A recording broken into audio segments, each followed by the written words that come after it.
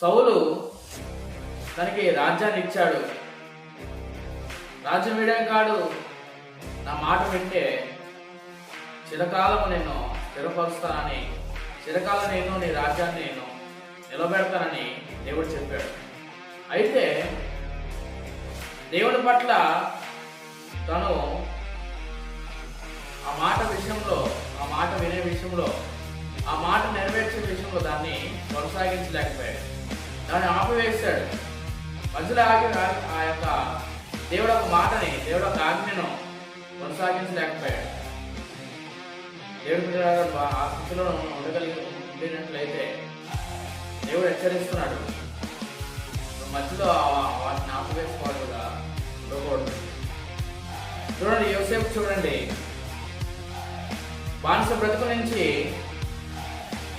ఐగుప్తుకి అధికారిగా అయ్యేంత వరకు, అధికారిగా ఆ స్థితికి వచ్చేంత వరకు తన భయపూరితమైన జీవితాన్ని, దేవుడి పట్ల భయాన్ని కొనసాగించుకుంటూ వచ్చాడు. కనుక మనము ఆ భయాన్ని ఇంకా కొనసాగించే వారంగా ఉండాలి, ఆపివేసే వారంగా ఉండకూడదు.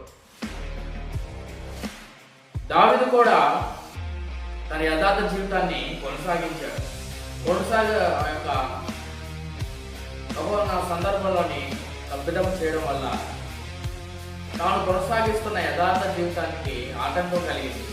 అయితే దేవుని పట్ల ఎంతో వీరుడైపోయి దేవుని పాదాలు పట్టుకొని ప్రార్థించాడు. అన్న మరలా నాకు అవకాశం ఇవ్వండి అని అడిగాడు. అయితే అడిగిన తర్వాత దేవుడు అవకాశం ఇచ్చాడు. మరలా తన యథార్థ జీవితాన్ని కొనసాగించి దేవుని దృష్టికి ఇష్టడుగా పేరునొందాడు. అయితే ఆ యథార్థ జీవితాన్ని సొలొమోను కొనసాగించలేకపోయాడు.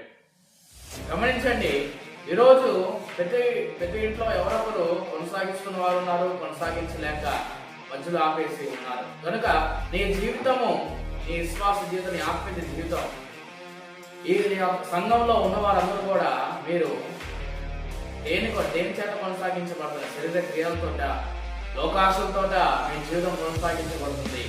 లేదు,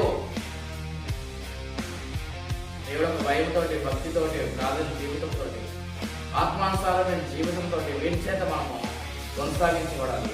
ఈ లోక నటనల చేత, లోకాశల చేత, శరీరేచ్ఛల చేత మన జీవితము కొనసాగించబడదు.